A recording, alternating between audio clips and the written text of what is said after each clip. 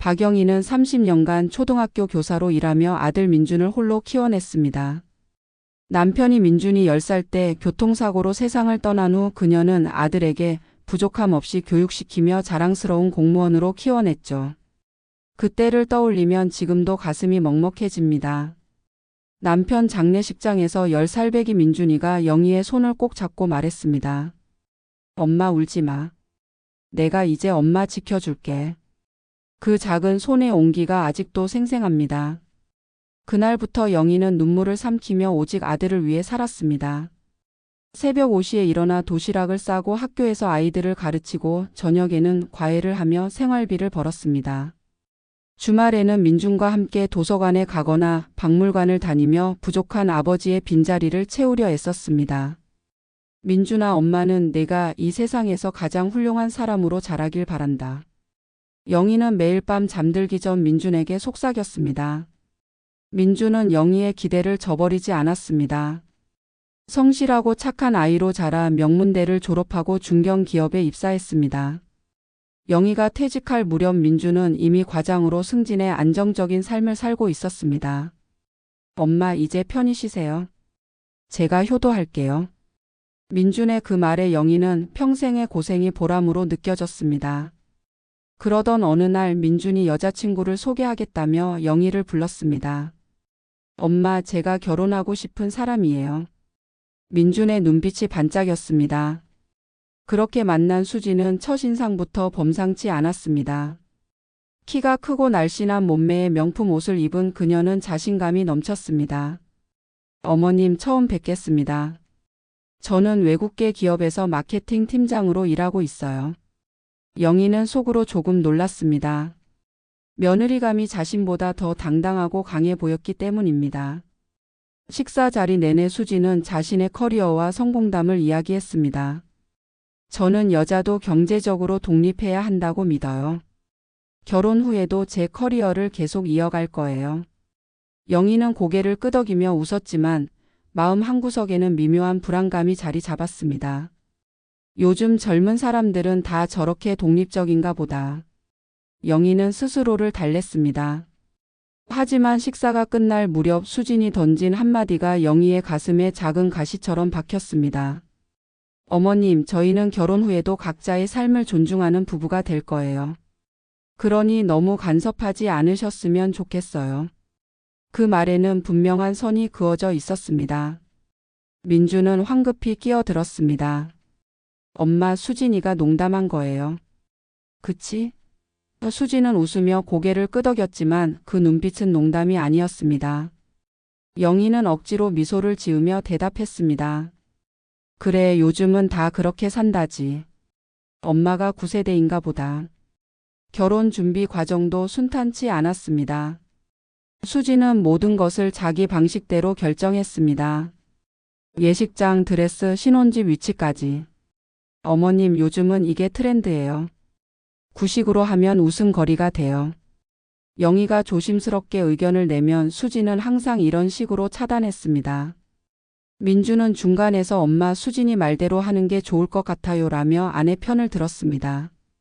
결혼식 날 영희는 복잡한 심경으로 아들의 결혼을 지켜봤습니다.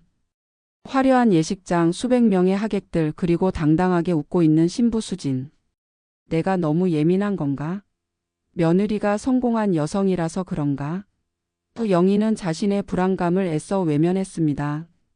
민준아, 행복하게 살아라. 영희는 아들을 꼭 안으며 속삭였습니다. 신혼 초에는 그래도 괜찮았습니다.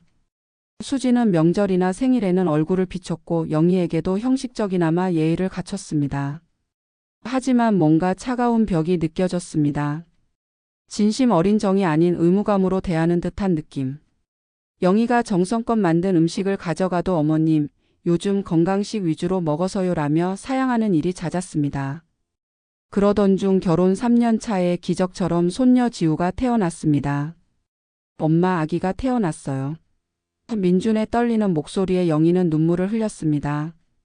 병원으로 달려가 본 작은 생명. 지우는 영희의 가슴에 새로운 희망을 심어주었습니다. 우리 지우 할머니가 많이 사랑해 줄게. 영희는 아기를 조심스럽게 안으며 속삭였습니다. 수지는 3개월간 육아휴직을 냈지만 육아보다는 자신의 일 복귀를 더 걱정하는 것 같았습니다. 어머님, 제가 복직하면 지우 좀 봐주실 수 있으세요? 아시다시피 제 커리어가 중요해서요. 영희는 당연하다는 듯 고개를 끄덕였습니다. 그럼 우리 손녀인데 당연히 봐줘야지. 그렇게 영희의 육아 도우미 생활이 시작되었습니다. 매일 아침 7시에 민준의 집으로 가서 지우를 돌보고 저녁 8시가 되어서야 집으로 돌아왔습니다. 퇴직 후 여유를 즐기려던 계획은 물거품이 되었지만 영희는 불평하지 않았습니다. 사랑스러운 손녀와 함께하는 시간이 행복했으니까요. 하지만 수진이 복직한 후부터 분위기가 미묘하게 달라지기 시작했습니다. 수진이 회사로 돌아간 후 그녀의 야근이 부쩍 잦아졌습니다. 처음에는 일주일에 한두 번이던 것이 점점 늘어나 거의 매일 밤 9시가 넘어서야 집에 들어왔습니다. 지우 엄마, 이렇게 늦게까지 일하면 몸이 상하지 않겠니? 영희가 걱정스럽게 물으면 수진은 귀찮다는 듯 대답했습니다. 어머님, 요즘 경쟁이 얼마나 치열한데요. 이렇게라도 안 하면 자리 못 지켜요. 주말 출근도 잦아졌습니다. 어머님, 이번 주말에 중요한 프레젠테이션이 있어서 회사 나가야 해요. 지우 좀 부탁드려요. 토요일도 일요일도 수지는 집을 비웠습니다. 민주는 평일 내내 야근에 시달려 지친 상태였고 결국 영희가 주말까지 지우를 돌보게 되었습니다. 엄마, 미안해요. 조금만 더 도와주세요. 민준의 미안해하는 얼굴에 영희는 차마 거절할 수 없었습니다. 그러던 어느 날 영희는 수진의 옷차림이 달라진 것을 알아챘습니다. 예전에는 단정한 정장 차림이었는데 요즘은 화려한 원피스를 입고 진한 화장을 하고 출근했습니다. 향수 냄새도 예전과 달랐습니다. 달콤하고 관능적인 향. 수진아, 오늘 옷차림이 참 예쁘구나. 영희가 말하자 수진은 거울을 보며 만족스러운 미소를 지었습니다.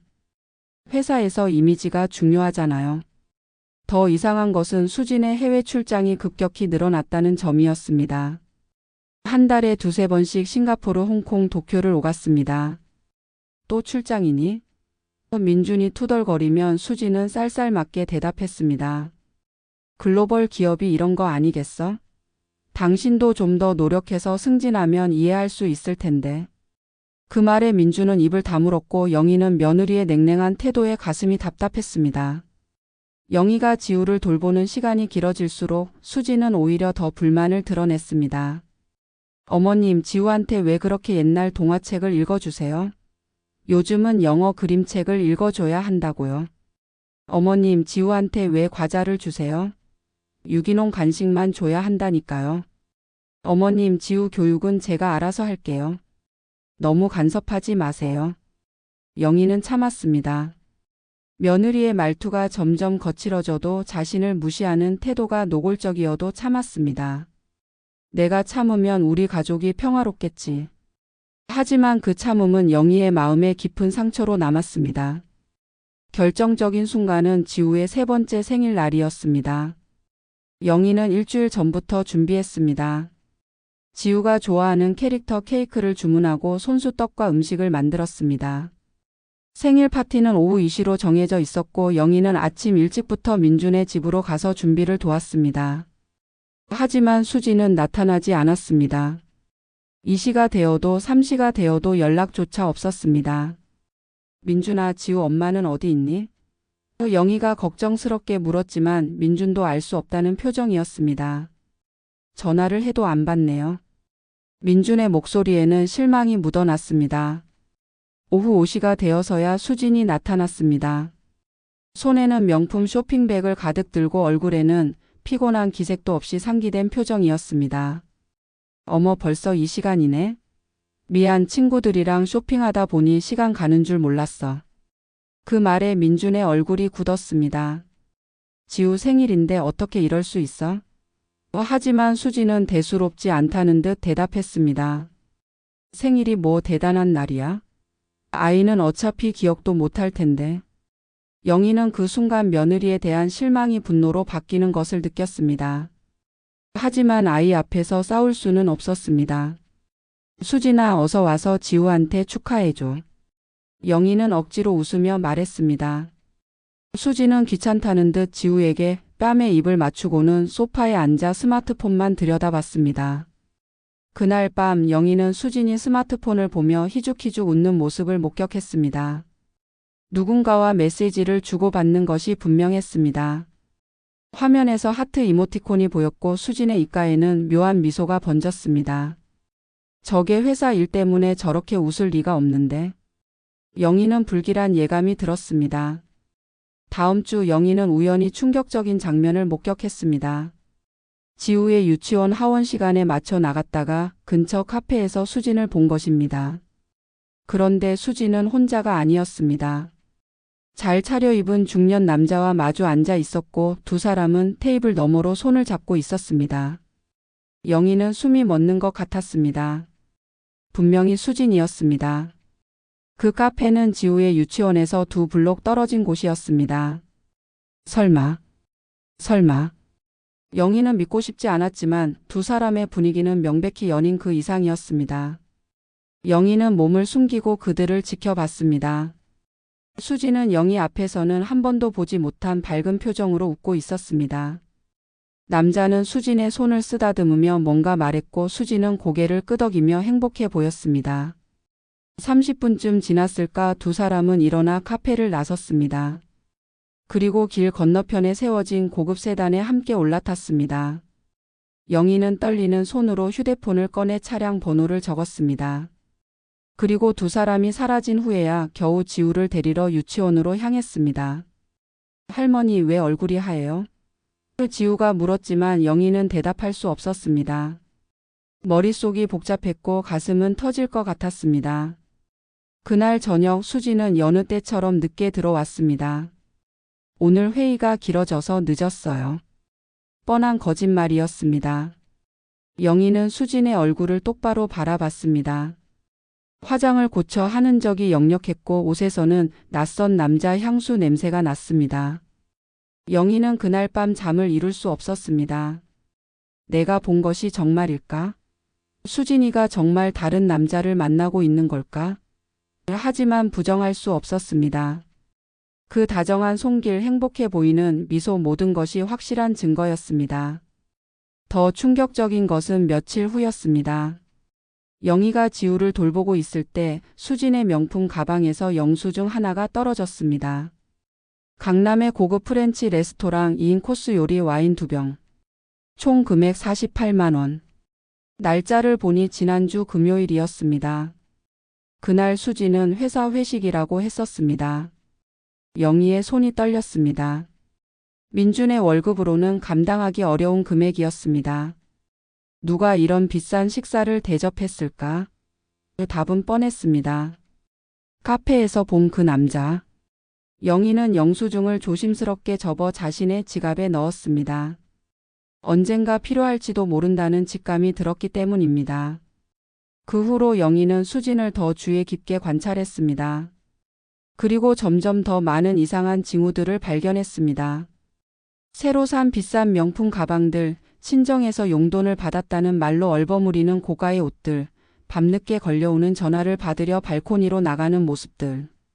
특히 충격적이었던 것은 지우가 무심코 한 말이었습니다. 할머니, 엄마가 요즘 자꾸 새 아저씨랑 놀아요. 영희의 심장이 멎는 것 같았습니다. 지우야, 그게 무슨 말이니? 저번에 엄마 회사 갔을 때 봤어요. 엄마가 키 큰 아저씨랑 손잡고 웃으면서 나가는 거요. 근데 엄마가 나보고 아무한테도 말하지 말래요. 아빠한테도요. 영희는 더 이상 의심의 여지가 없었습니다. 며느리 수지는 분명히 외도를 하고 있었습니다. 그리고 어린 딸까지 거짓말의 공모자로 만들고 있었습니다. 영희의 마음속에는 분노와 배신감, 그리고 순진한 아들 민준에 대한 연민이 소용돌이쳤습니다. 이제 어떻게 해야 하지? 민준에게 말해야 하나? 아니면 좀 더 확실한 증거를 모아야 하나? 영희는 밤마다 고민에 잠겼습니다. 하지만 한 가지는 확실했습니다. 더 이상 이 상황을 방치할 수 없다는 것. 사랑하는 아들이 거짓말 속에서 살고 있고 귀한 손녀가 잘못된 환경에서 자라고 있다는 것. 영희는 서서히 하지만 확고하게 결심하기 시작했습니다. 영희는 더 이상 망설일 수 없었습니다. 며느리의 외도를 확신했지만 감정만으로는 아무것도 바꿀 수 없었습니다. 확실한 증거가 필요했습니다.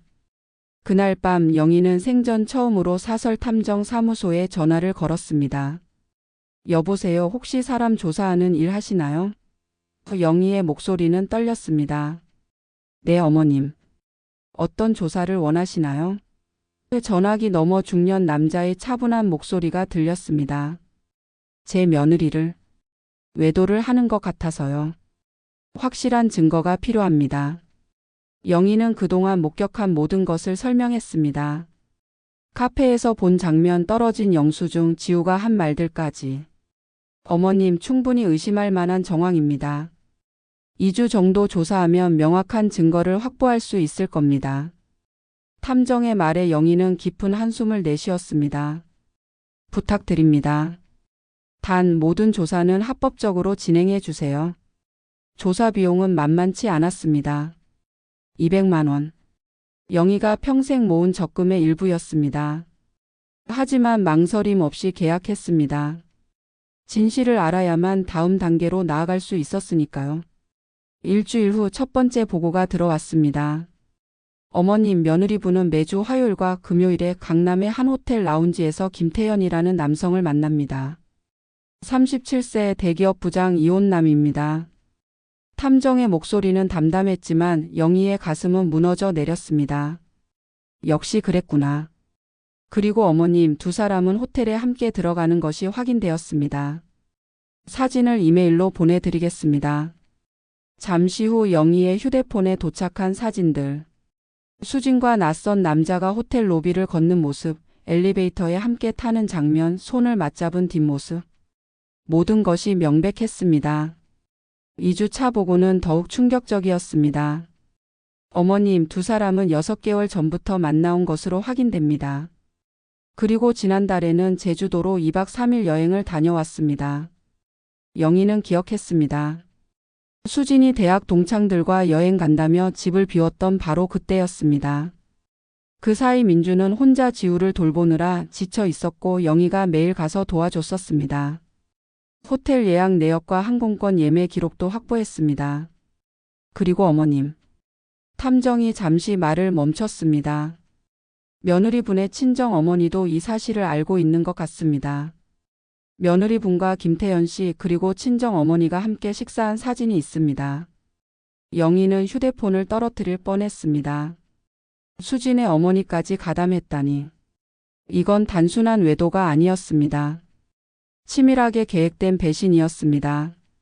그리고 어머님, 며느리분이 최근 이혼 전문 변호사를 만난 기록도 있습니다. 이미 이혼을 준비 중인 것으로 보입니다. 그 순간 모든 퍼즐이 맞춰졌습니다. 수진이 왜 그토록 영희를 무시하고 함부로 대했는지, 왜 민준에게 냉담했는지. 그녀는 이미 이 가정을 떠날 준비를 하고 있었던 것입니다. 영희의 손이 부들부들 떨렸습니다. 그날 밤 영희는 변호사 사무실을 찾았습니다. 제 며느리가 외도를 하고 있습니다. 손자의 양육권을 지키고 싶어요. 변호사는 영희가 모아온 증거들을 꼼꼼히 살펴봤습니다. 증거가 명확하네요. 외도 사실이 입증되면 양육권 소송에서 유리합니다. 다만 할머니께서 직접 양육권을 갖기는 어렵고 아버지가 양육권을 가진 상태에서 할머니께서 실질적으로 양육을 도우시는 형태가 될 것 같습니다. 영희는 고개를 끄덕였습니다. 중요한 것은 지우를 지키는 것이었습니다. 알겠습니다. 그럼 어떻게 진행하면 되나요? 일단 아드님께 사실을 알려야 합니다. 그리고 아드님 명의로 이혼 소송을 제기하시면 됩니다. 하지만 민준에게 어떻게 말해야 할까요? 영희는 며칠간 고민했습니다. 직접 말하기에는 너무 잔인한 진실이었습니다. 그러던 중 완벽한 기회가 찾아왔습니다. 수진의 생일이었습니다. 영희는 일부러 며느리 집을 찾아갔습니다. 정성껏 끓인 미역국과 수진이 좋아한다던 과일을 들고. 수진아, 생일 축하한다. 미역국 끓여왔어. 하지만 집에는 아무도 없었습니다. 민준도 야근 중이었고 지우는 친정에 맡겨져 있었습니다. 저녁 8시가 되어서야 수진이 홀로 들어왔습니다. 얼굴에는 진한 화장, 몸에서는 낯선 향수 냄새가 났습니다. 어머님, 왜 또 오셨어요? 수진의 목소리는 짜증으로 가득했습니다. 내 생일인데 미역국을 끓여왔다. 필요 없어요. 저 미역국 안 좋아하거든요. 그리고 오늘 친구들이랑 약속이 있어서 다시 나가야 해요. 바로 그때 수진의 핸드폰이 울렸습니다. 화면에 떠오른 이름 마이너스 태연 오빠. 영희는 그 이름을 또렷이 봤습니다. 탐정 보고서에 나왔던 바로 그 이름. 수진은 황급히 전화를 받으며 방으로 들어갔습니다. 응, 오빠. 응, 지금 나갈게. 10분만 기다려. 영희는 더 이상 참을 수 없었습니다. 문을 벌컥 열고 물었습니다. 수진아, 그 태연 오빠가 누구니? 수진의 얼굴이 순간 굳었습니다. 어머님이 상관할 일 아니에요. 내 며느리가 다른 남자를 만나는데 내가 상관 안 할 수 있니? 민준이는 알아? 그 순간 수진이 폭발했습니다. 그동안 숨겨왔던 본성이 드러났습니다. 알면 어때요? 민준 오빠는 재미없고 답답해요. 저는 더 나은 사람을 만날 자격이 있어요. 영희는 믿을 수 없다는 표정으로 며느리를 바라봤습니다. 뭐라고? 지금 외도를 당당하게 정당화하는 거니? 당당하게요? 수진이 비웃었습니다. 어머님은 늙은 꼰대처럼 저를 판단하지 마세요. 어차피 저는 이혼할 거예요. 지우도 제가 데려갈 거고요. 뭐? 어머님은 이제 그만 우리 인생에서 나가주세요. 솔직히 어머님 때문에 숨막혀 죽는 줄 알았어요. 영희가 대답하려는 순간 수진이 영희를 거칠게 현관으로 밀어냈습니다. 나가세요. 당장. 영희는 균형을 잃고 비틀거렸습니다. 수진은 영희의 어깨를 떠밀며 현관문 밖으로 내보냈습니다. 쾅. 문이 닫혔고 영희는 복도에 홀로 남겨졌습니다. 그날 밤 영희는 눈물을 흘리지 않았습니다. 대신 차가운 결심이 섰습니다.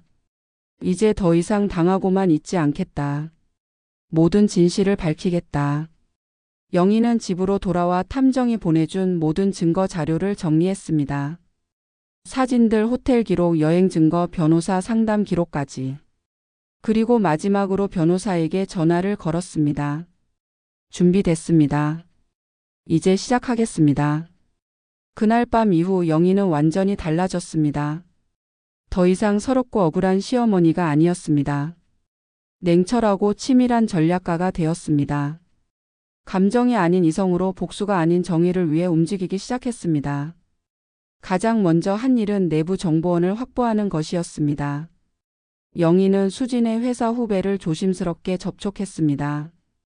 지난해 우연히 회사 행사에서 만났던 김유진이라는 젊은 여직원이었습니다. 유진 씨, 혹시 시간 되시면 차 한잔 할까요? 영희의 전화에 유진은 흔쾌히 응했습니다. 평소 영희의 따뜻한 인품을 기억하고 있었기 때문입니다. 카페에서 만난 유진은 처음에는 조심스러웠습니다. 하지만 영희가 솔직하게 상황을 설명하자 표정이 어두워졌습니다. 어머님, 사실 회사에서 다들 알고 있어요. 수진 팀장님과 김태연 부장님의 관계요. 영희의 심장이 쿵했습니다. 다들 안다고? 네. 두 분이 워낙 노골적이세요. 회의 중에도 눈빛 교환하고 점심시간마다 함께 나가시고 심지어 회사 주차장에서 포옹하는 것도 목격됐어요. 유진은 더 충격적인 사실을 털어놓았습니다. 그리고 어머님. 수진 팀장님이 사무실에서 민준 씨 욕을 자주 해요. 남편은 무능하고 답답하다, 시어머니는 꼰대라 죽겠다는 식으로요. 저희가 듣기에도 너무 심했어요. 영희는 주먹을 꽉 쥐었습니다. 며느리가 회사에서 자신의 가족을 그렇게 모욕하고 있었다니. 유진 씨, 혹시 이런 사실들을 문서로 정리해 줄 수 있나요? 나중에 필요할 것 같아서요. 유진은 잠시 망설이다 고개를 끄덕였습니다. 어머님께서 당하신 일을 생각하면 도와드려야죠. 팀장님의 행동은 정말 잘못됐어요. 일주일 후 유진은 상세한 문서를 건네줬습니다. 수진과 김태연이 함께 출장을 간 기록, 회사 비용으로 고급 레스토랑에서 단둘이 식사한 증빙, 심지어 두 사람이 주고받은 회사 메신저 대화 내용까지. 이 메시지들은 회사 서버에 저장돼 있어요. 법적으로 문제없이 확보한 겁니다. 영희는 유진의 손을 꼭 잡았습니다. 정말 고마워요. 다음으로 영희는 수진의 친정을 조사했습니다. 탐정을 통해 알아낸 바로는 수진의 어머니는 딸의 외도를 알면서도 오히려 김태연을 예비 사위로 대접하고 있었습니다. 부자 이혼남이 더 낫다며 딸의 이혼을 부추기고 있었던 것입니다. 심지어 수진의 아버지도 이 사실을 알고 있었지만 아내와 딸 편을 들고 있었습니다. 영희는 이 모든 증거를 변호사에게 넘겼습니다. 이 정도면 충분합니다. 외도 사실이 명백하고 직장 내 부적절한 관계로 회사 규정 위반까지 있으니 아주 유리합니다. 양육권도 확실히 아버지가 가져갈 수 있을 겁니다. 하지만 영희는 아직 민준에게 알리지 않았습니다. 아들이 충격을 받을 것이 분명했고 무엇보다 타이밍이 중요했습니다. 증거를 모으는 것도 중요하지만 진실을 드러내는 순간과 장소가 더 중요했습니다. 영희는 완벽한 기회를 기다렸습니다. 그리고 마침내 그 기회가 왔습니다. 민준의 회사에서 주최하는 가족과 함께하는 날 행사 공지가 나온 것입니다. 임직원과 가족들이 모두 참석하는 대규모 행사였습니다. 회사 창립 30주년 기념으로 특별히 준비된 행사로 호텔 대연회장을 빌려 진행된다고 했습니다. 이거다. 영희는 직감했습니다. 민준의 동료들과 상사들이 모두 모인 자리. 수진이 절대 도망칠 수 없는 공개적인 장소. 그리고 무엇보다 민준이 주변 사람들의 지지를 받을 수 있는 환경. 이보다 완벽한 타이밍은 없었습니다. 행사 일주일 전 영희는 민준에게 전화했습니다. 수진이 영희를 쫓아낸 이후 거의 연락이 끊긴 상태였습니다. 민준아, 엄마야. 엄마. 어떻게 지내세요? 민준의 목소리는 어색했습니다. 아마 수진에게 눈치를 보고 있는 것 같았습니다. 다음 주에 내 회사에서 가족 행사한다며? 엄마도 가도 되겠니? 엄마 그게. 수진이가. 민준이 머뭇거렸습니다. 민준아, 엄마가 부탁이다. 마지막으로 엄마 말 한 번만 들어줘. 그 행사에 엄마도 가게 해줘. 내가 후회하지 않을 거야. 영희의 간절한 목소리에 민준은 결국 승낙했습니다. 알겠어요, 엄마. 오세요. 전화를 끊은 후 영희는 깊은 숨을 내쉬었습니다. 이제 준비는 끝났습니다. 모든 증거는 확보했고 완벽한 무대는 마련됐습니다. 행사 전날 밤 영희는 모든 증거 자료를 다시 한번 점검했습니다. 사진들을 투명 파일에 정리하고 문서들을 순서대로 배열했습니다.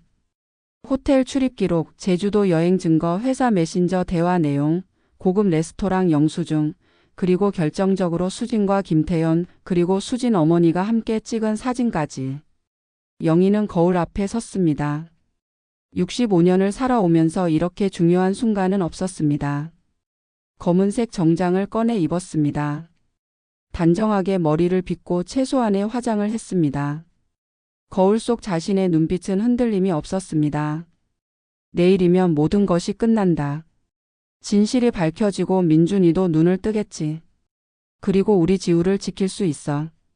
영희는 스스로에게 다짐했습니다. 복수가 아니었습니다. 정의였습니다.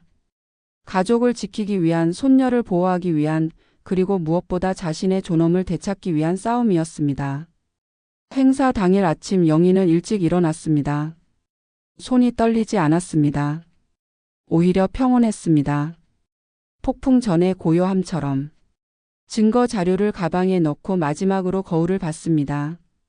박영희, 넌 할 수 있어. 오늘은 내 진실을 말할 날이야. 호텔 대연회장으로 향하는 택시 안에서 영희는 창밖을 바라봤습니다. 서울의 거리는 평화로웠습니다. 하지만 몇 시간 후면 누군가의 삶은 완전히 뒤바뀔 것입니다. 수진의 삶은 무너질 것이고 민준의 삶은 진실을 마주하게 될 것입니다. 그리고 영희의 삶은 드디어 정의를 되찾게 될 것입니다. 호텔에 도착했습니다. 화려한 샹들리에가 빛나는 로비를 지나 대연회장으로 향했습니다. 문을 여는 순간 수백 명의 사람들이 보였습니다. 민준의 동료들, 상사들, 그리고 그들의 가족들. 완벽한 무대였습니다. 영희는 깊은 숨을 들이마시고 당당히 안으로 들어갔습니다. 드디어 시작될 시간이었습니다. 대연회장은 화려했습니다. 200명이 넘는 임직원과 가족들이 웃고 떠들며 식사를 즐기고 있었습니다. 영희가 입구에 서자 멀리서 민준이 손을 흔들었습니다. 그 옆에는 우아한 드레스를 입은 수진이 서 있었습니다. 수진은 영희를 보는 순간 얼굴이 굳었습니다. 어머님 어떻게? 수진이 다가와 작은 목소리로 물었습니다.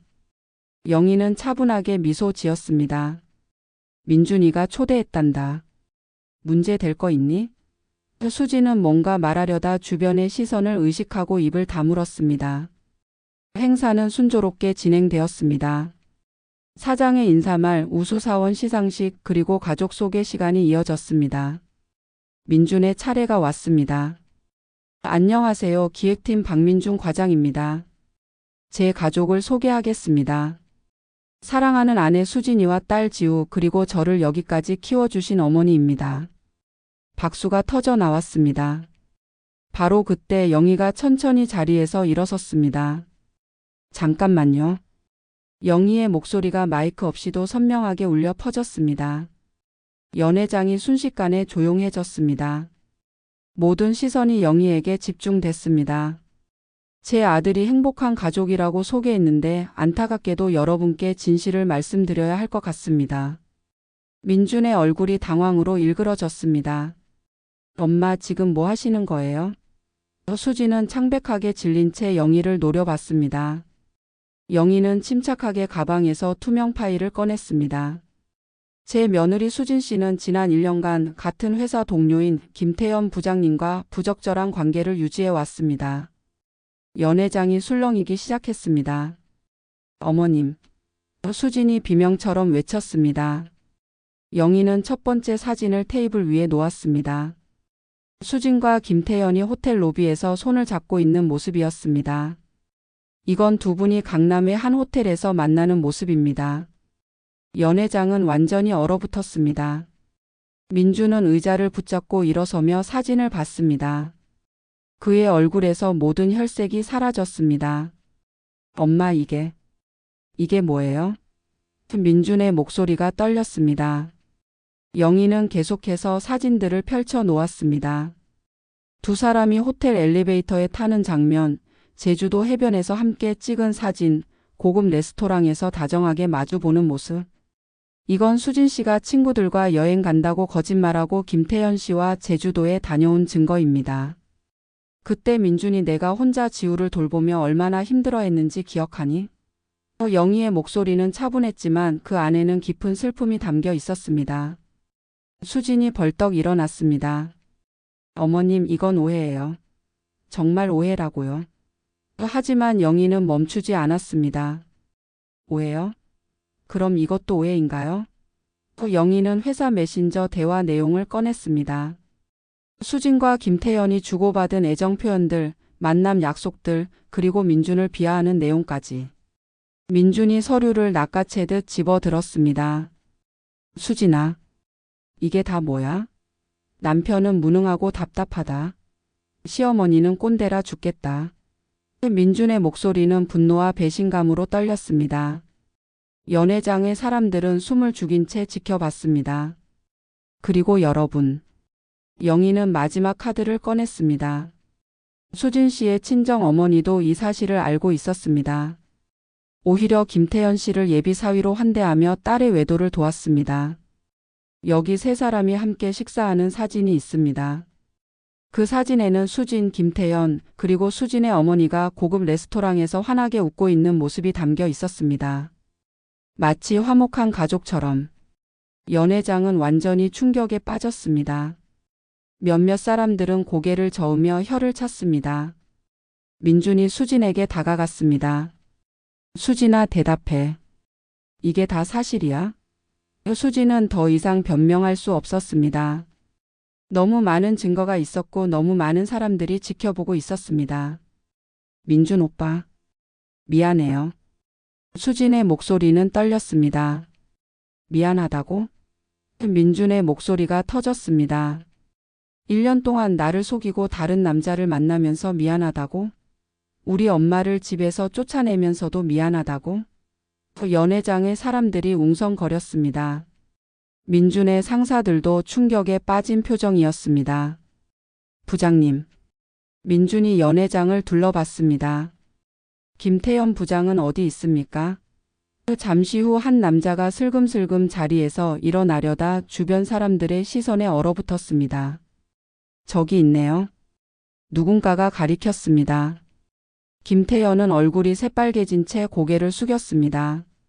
민준의 상사인 부장이 일어났습니다. 이게 대체 무슨 일입니까?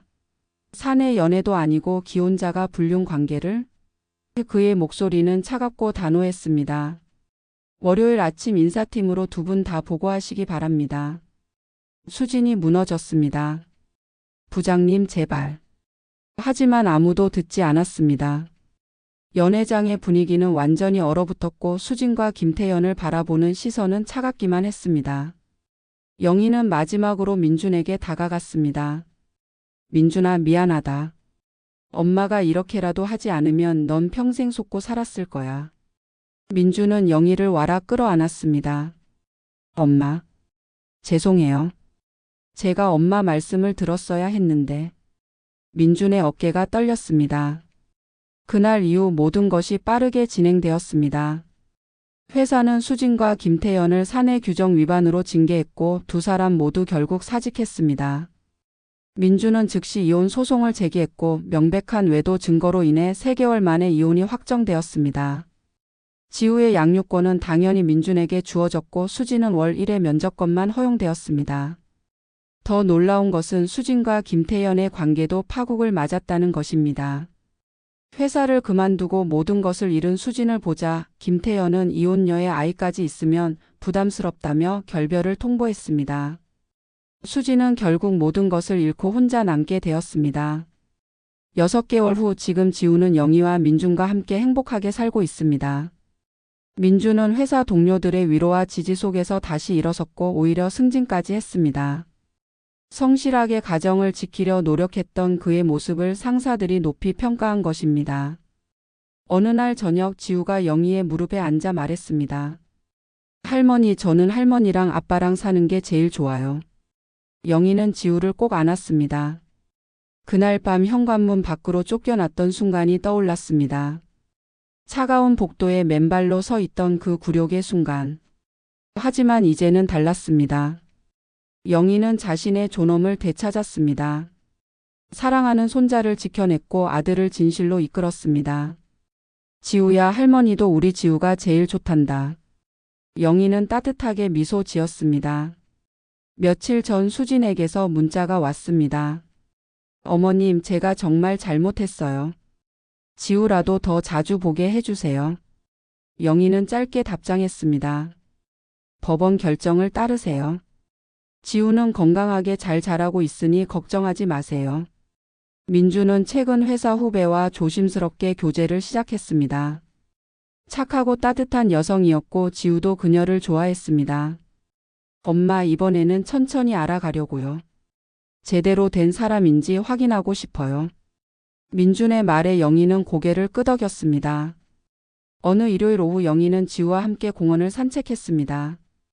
따뜻한 햇살이 두 사람을 감싸 안았습니다. 할머니, 저 그네 타고 싶어요. 지우가 활짝 웃으며 뛰어갔습니다. 영희는 그 뒷모습을 바라보며 생각했습니다. 참는 것만이 미덕은 아니구나. 때로는 용기 있게 맞서야 할 때가 있고 진실을 밝혀야 할 때가 있구나. 65년을 살아오며 가장 힘들었던 싸움이었지만 가장 의미 있는 승리였습니다. 영희는 깊은 숨을 들이마셨습니다. 공기가 달콤했습니다. 자유의 맛이었습니다. 그로부터 1년이 흘렀습니다. 오늘은 민준과 새 신부 혜진의 결혼식 날입니다. 영희는 단정한 한복을 입고 거울 앞에 섰습니다. 주름진 얼굴이지만 눈빛만큼은 1년 전보다 훨씬 밝고 평화로웠습니다. 할머니 예뻐요. 6살 지우가 영희의 치마를 잡으며 웃었습니다. 예식장에는 민준의 회사 동료들이 대거 참석했습니다. 1년 전 그 충격적인 진실의 현장을 함께했던 사람들이었습니다. 그들은 영희를 보자 존경 어린 눈빛으로 인사했습니다. 어머님 정말 대단하십니다. 민준 과장이 이렇게 다시 행복해질 수 있었던 건 어머님 덕분이에요. 신부 혜진은 민준보다 3살 어린 초등학교 교사였습니다. 수진과는 정반대로 소박하고 따뜻한 성품을 가진 여성이었습니다. 처음 혜진을 만났을 때 영희는 조심스러웠습니다. 한 번 크게 당한 뒤라 쉽게 마음을 열 수 없었죠. 하지만 혜진은 달랐습니다. 어머님, 지우를 제 친딸처럼 사랑하겠습니다. 그리고 어머님께도 잘할게요. 어머님이 겪으신 일들을 민준 오빠한테 다 들었어요. 정말 존경스럽습니다. 혜진의 진심 어린 말에 영희의 마음이 조금씩 열렸습니다. 지난 6개월간 혜진은 약속을 지켰습니다. 주말마다 지우와 함께 시간을 보내며 친해졌고 영희에게도 자주 연락하며 안부를 물었습니다. 명절에는 일찍 찾아와 음식 준비를 도왔고 평일에도 틈틈이 반찬을 만들어 갖다 드렸습니다. 어머님, 제가 아직 부족하지만 열심히 배우겠습니다. 결혼 행진곡이 울려 퍼지고 민준과 혜진이 입장했습니다. 영희는 아들의 환한 미소를 보며 눈시울이 뜨거워졌습니다. 1년 전 배신에 무너져 내렸던 아들이 이렇게 다시 웃을 수 있다니. 옆자리에 앉은 지우가 영희의 손을 꼭 잡았습니다. 할머니, 우리 아빠 행복해 보이죠? 식이 끝나고 피로 연장해서 민준이 마이크를 잡았습니다. 오늘 이 자리까지 올 수 있었던 건 한 분 덕분입니다. 제 어머니입니다. 모든 시선이 영희에게 향했습니다. 1년 전 어머니께서 용기를 내지 않으셨다면 저는 지금도 거짓 속에서 살고 있었을 겁니다. 어머니 정말 감사합니다. 사랑합니다. 박수가 터져 나왔습니다. 영희는 눈물을 닦으며 자리에서 일어나 고개를 숙여 인사했습니다. 주변 하객들이 기립박수를 보냈습니다. 그들 모두가 영희의 용기를 알고 있었습니다. 피로연이 끝나고 집으로 돌아오는 길, 영희는 혼자 잠시 공원 벤치에 앉았습니다.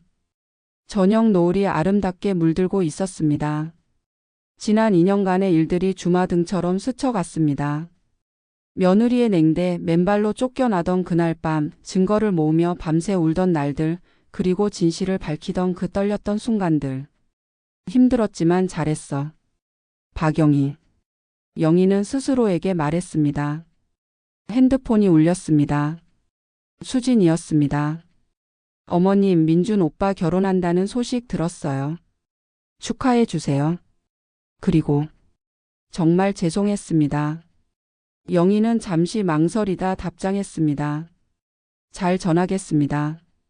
당신도 건강하게 지내세요. 더 이상 미움도 분노도 없었습니다. 다만 각자의 선택에 대한 책임이 있을 뿐이었습니다. 수지는 자신의 선택으로 모든 것을 잃었고 영희는 자신의 용기로 모든 것을 지켜냈습니다. 집에 도착하니 민준과 혜진 그리고 지우가 기다리고 있었습니다. 할머니, 우리 같이 케이크 먹어요. 지우가 뛰어왔습니다. 네 식구가 둘러앉아 케이크를 나눠 먹었습니다. 웃음소리가 집 안 가득 퍼졌습니다. 영희는 생각했습니다. 이게 진짜 가족이구나. 서로를 속이지 않고 서로를 존중하며 진심으로 사랑하는 것. 65년을 살아오며 가장 힘든 시련이었지만 그 시련을 통해 진정한 가족의 의미를 배웠습니다. 그날 밤 잠들기 전 영희는 창밖을 바라봤습니다. 별들이 반짝이고 있었습니다. 여보, 하늘에서 보고 있죠? 우리 민준이 드디어 행복해졌어요. 그리고 나도 이제 괜찮아요. 먼저 세상을 떠난 남편에게 속삭였습니다. 영희는 평온한 미소를 지으며 눈을 감았습니다. 더 이상 억울하지도 분하지도 않았습니다. 당당하고 떳떳하고 행복했습니다. 그녀는 자신의 존엄을 되찾았고 사랑하는 가족을 지켜냈으며 무엇보다 스스로에게 자랑스러운 사람이 되었습니다. 참는 것만이 미덕이 아니라는 것을, 때로는 용기 있게 맞서는 것이 진정한 사랑이라는 것을. 박영희는 자신의 인생으로 그것을 증명했습니다. 지금까지 저의 이야기를 들어주셔서 감사합니다. 좋아요, 구독 부탁드려요.